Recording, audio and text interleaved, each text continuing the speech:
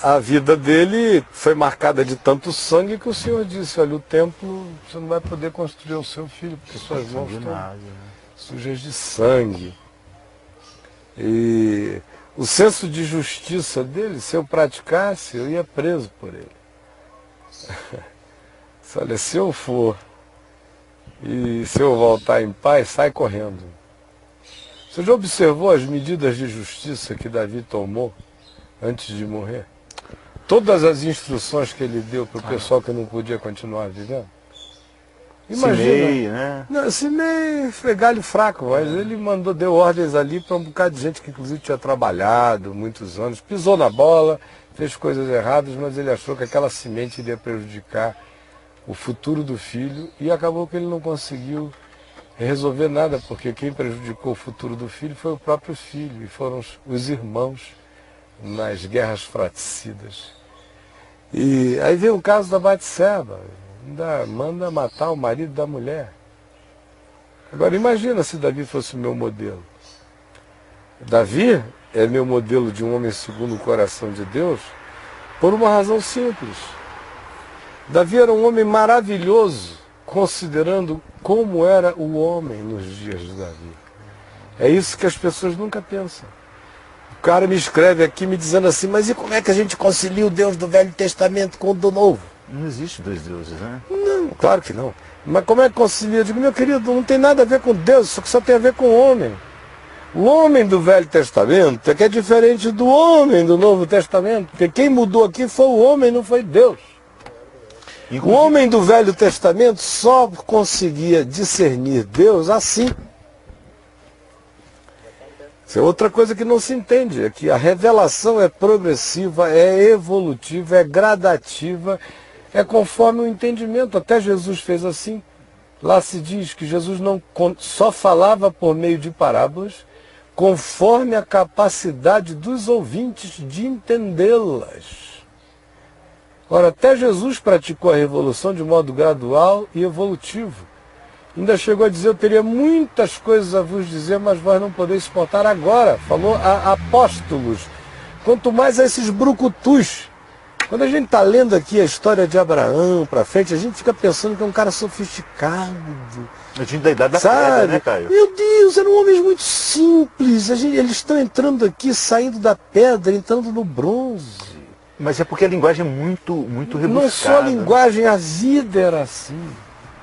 O cara não pegava leite em geladeira. Não era nada disso. A guerra entre Abel e Caim, é também uma guerra arquetípica entre os lavradores do solo e os criadores de ovelha.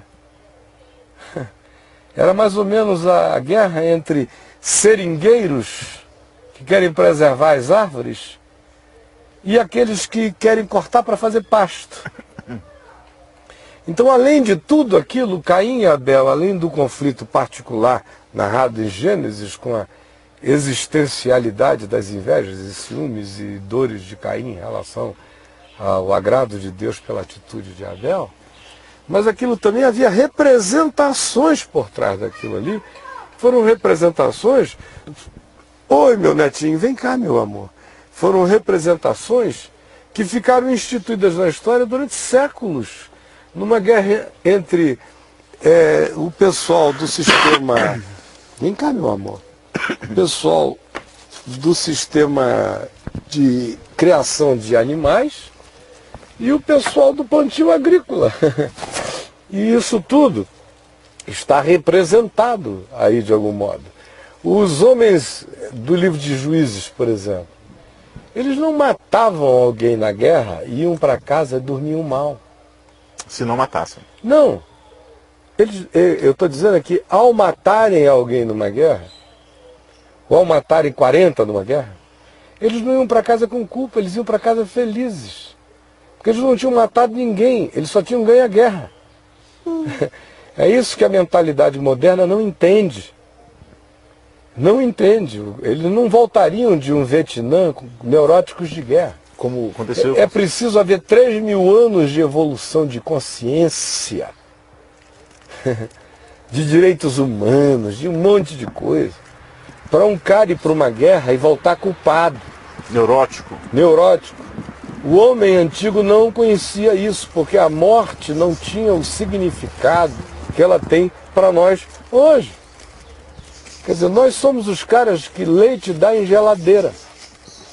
E os nossos filhos, quando morre um avô, a gente esconde a criança na casa e não leva nem para o funeral, que é para ele não ver a morte.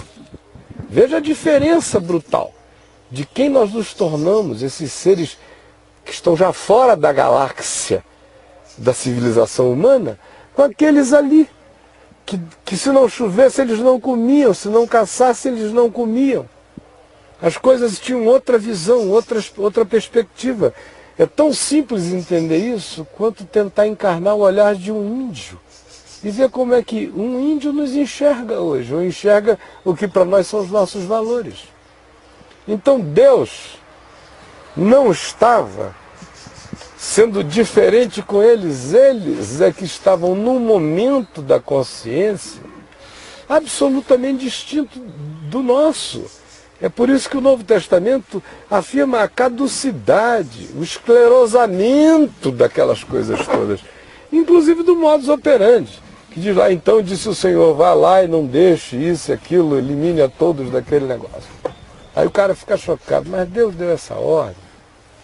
Mate todo mundo, mate ovelhas, mulher, tudo. Bom, eu já parto do pressuposto que se há Deus, ele pode fazer todo mundo viver, ele pode matar todo mundo, é um problema dele, eu não tenho pergunta nenhuma. No dia que eu disse a Deus, acabaram as minhas perguntas.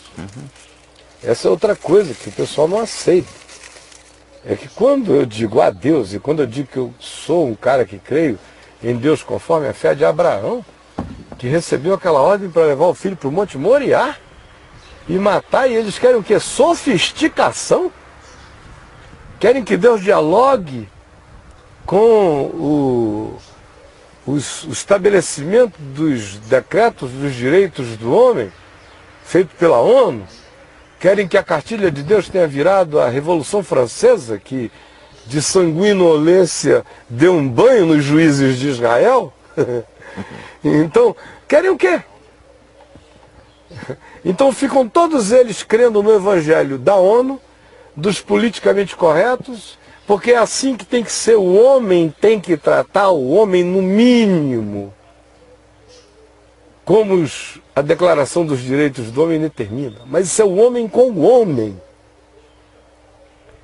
Deus não figura nesse pacote. E eu quero dizer isso a vocês, escandalizem-se pastores, teólogos, seres de alma delicada com o que eu vou dizer. Deus é Deus, viva com esse barulho. Se Ele quiser agora fazer desaparecer o universo inteiro, Ele tem e não só o direito, o poder, a liberdade e a não culpa de fazê-lo. É tão radical assim a realidade de Deus. Quem não puder suportar, está seguindo o caminho errado. Tem que criar um Deus que dialogue com você e que fique só um pouquinho mais provocante que você.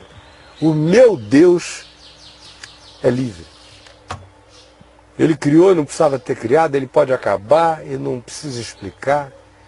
Ele pode dizer, olha, o que era não será mais, é um problema dele, ele é Deus. Quando eu digo que há Deus, eu estou assumindo tais consequências.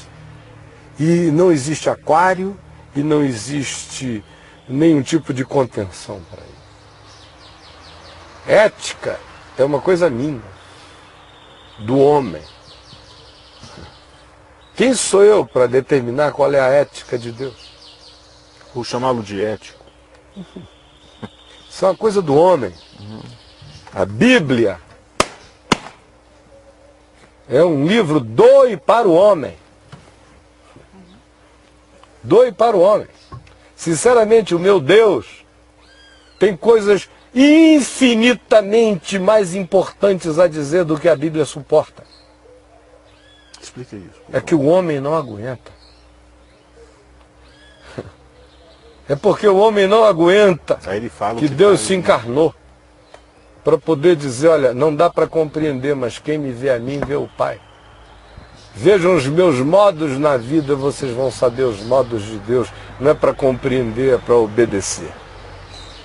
E é possível, porque eu sou homem como vocês. E vejam como é possível amar mais a vida do que a morte. Vejam como é possível obedecer mais a Deus do que aos homens. Vejam como é possível ir fazendo o bem, apesar de todo o mal que lhe devolvem. E vejam como é possível escolher a vida contra todo o arbítrio do homem. Porque ainda assim você morrerá livre, dizendo: a minha vida ninguém tira de mim. Pelo contrário, eu espontaneamente a dou. Quem não entende isso, não vai a lugar nenhum.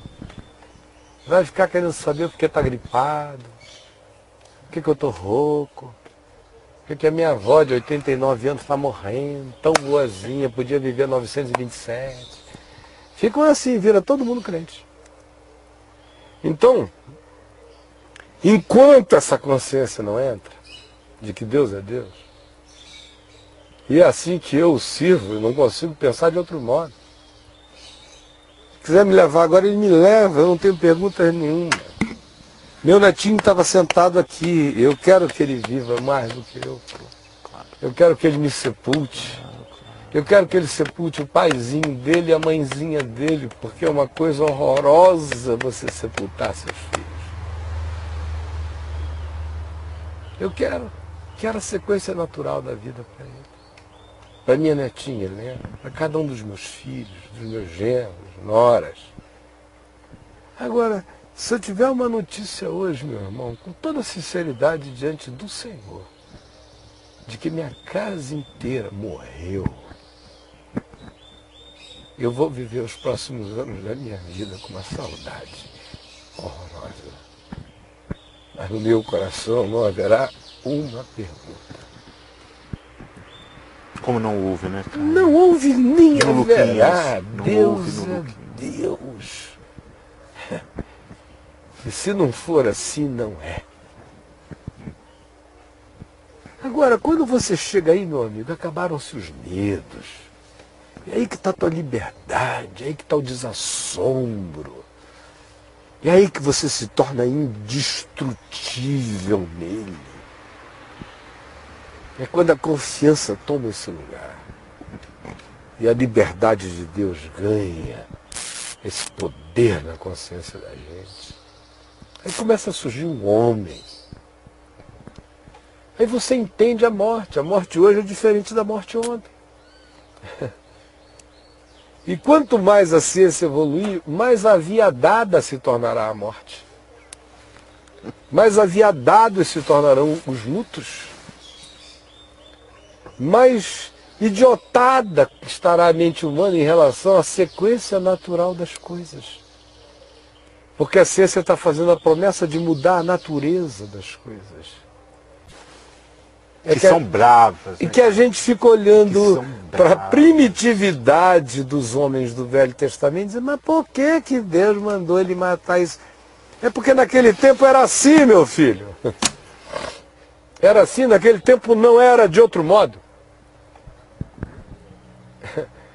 E o escândalo é esse, é que a revelação entra no modo possível da consciência humana à época. A revelação entra no modo possível. A revelação da época. Da expansão da consciência humana à época. Sim, claro. É por isso que Davi não é o meu modelo. É por isso que eu leio o Velho Testamento como história e aproveito dela todos os exemplos de fé. De fato, eu aproveito do Velho Testamento, você quer saber o quê? A loucura. A capacidade de loucura em fé é o que mais me estimula no Velho Testamento, que é o que falta entre nós nesse mundinho de uma fezinha toda bonitinha. Está tudo bem na sua vida porque você tem fé. Se veio o dia mal, olha, ora mal, vamos orar, irmãos. Então, são os exemplos de fé, que é o que Paulo diz em 1 Coríntios 10, todas as coisas foram escritas para o nosso exemplo. Por exemplo, para exemplificarem a jornada, para alimentarem a fé, para que pela esperança e consolação das Escrituras tenhamos esperança. Mas o modelo é Jesus. Não é Paulo, não é Pedro,